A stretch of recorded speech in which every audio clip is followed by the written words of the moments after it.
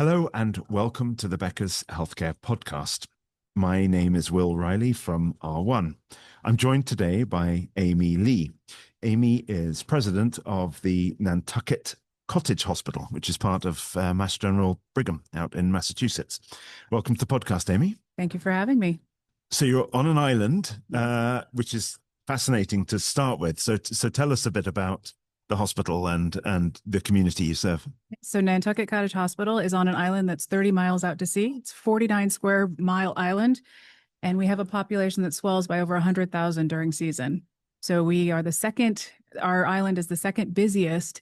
The airport is the second busiest in the state of Massachusetts in the summer.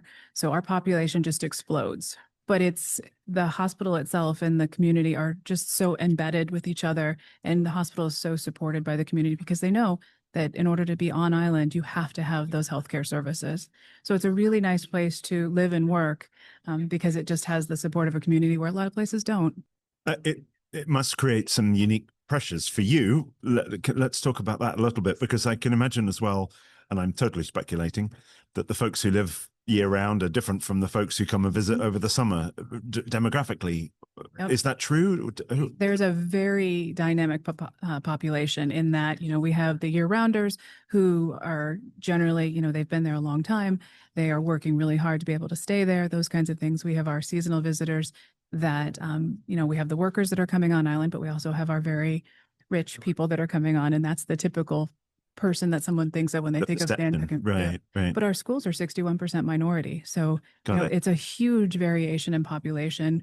We have over 21 languages that we need to be able to communicate in because there's just such a dynamic population. Okay. So islands are more expensive. Yes. So you've got a cost challenge probably. Tell us about that, and maybe tell us a little bit about attracting and maintaining a workforce. So the average home price is $4 million. Good grief. That's unattainable for most people. So we have to really be creative. Yeah.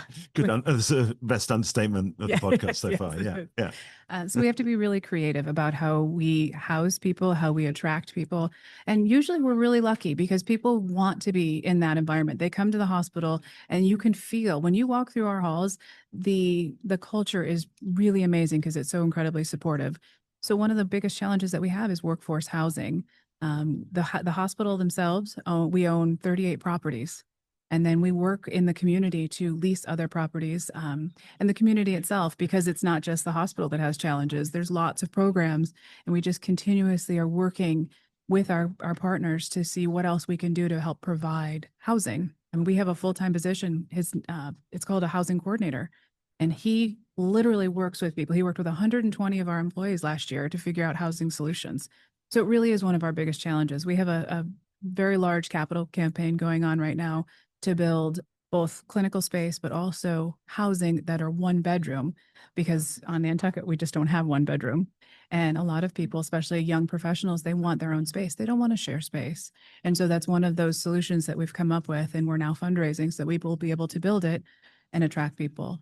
But of our current team, this last year, we've hired quite a few physicians, nurse practitioners, nursing, the whole gambit. And it's because we do offer a full package, and we work really, really closely so that the people are comfortable and they understand what it's going to be like living on an island, because it's hard. There's the beautiful time in the summer, and then there's the January through March where it is, the Gray Lady gets her name for a reason, and it's very isolating. So you have to really be able to encompass the whole thing and embrace that type of lifestyle.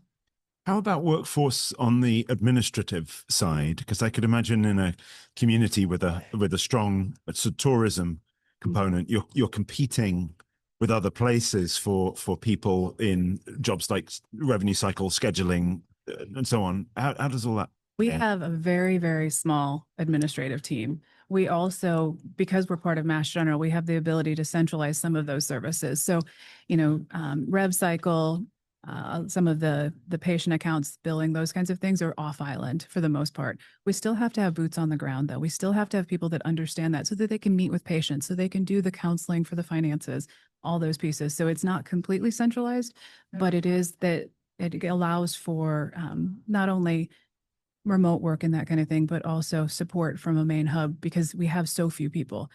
We joke that everybody wears at least 8 hats. there's just so many jobs, but because we're so small, one person can cover multiple areas. So does how does technology help you with that? I can imagine it probably does in some ways, but then maybe if one person's wearing 8 hats, then maybe that's tricky as well to It is, yeah. automate, right? So It's we use technology in very creative ways. For example, we would never be able to support an infectious disease physician on island. There's just not enough patient volume. It's only about 100 consults per year. But because we can use technology and telehealth and teleconsults, we can, for those about 100 patients, we can work with Mass General or others, and that brings that resource. And about 75% of those patients are allowed, or they're able to stay on island, which is huge, because care close to home, their support systems are there.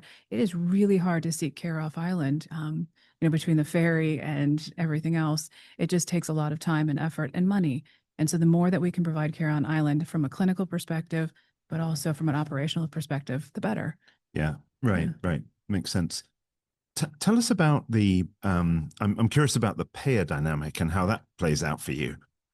Obviously, there aren't payers for Nantucket, so are you? And what's your Medicare, Medicaid population like? And It's significantly high. yeah, Yeah, it is quite a bit of it. It's interesting though, because we have such a unique setting, things like we don't have a VA hospital or anything like that close to us, or even for pharmacy. So we have special contracts so that got it. the VA can fill prescriptions on island.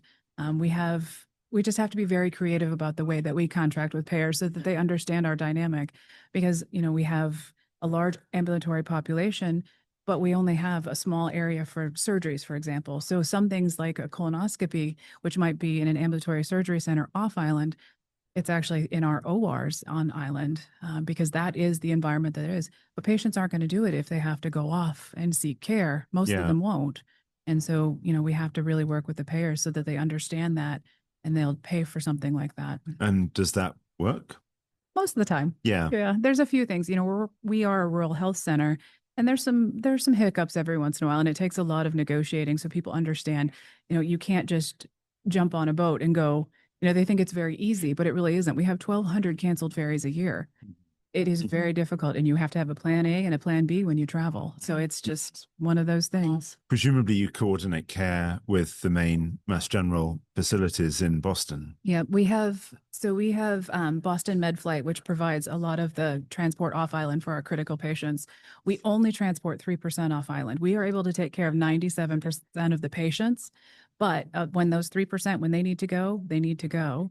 And so, yes, we work with Mass General, but we also work with others, right? If we know a patient is not going to go to Boston for care, and we really need to figure out how to be creative, they might go to the Cape, they might go someplace else where they have a support system. So we're not completely locked in, because we really have to consider what the patient needs. Right, right, right. Yeah. Okay. Okay.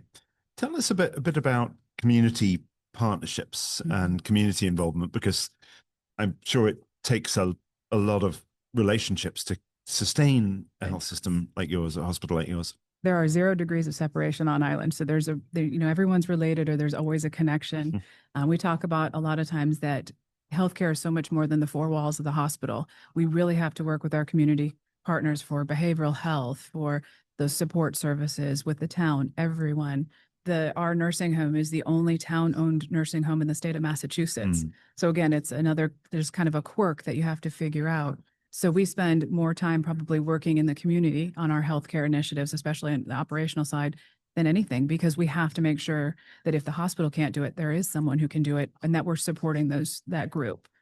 What's on your mind as you look to next year, Amy, and you think about 2026?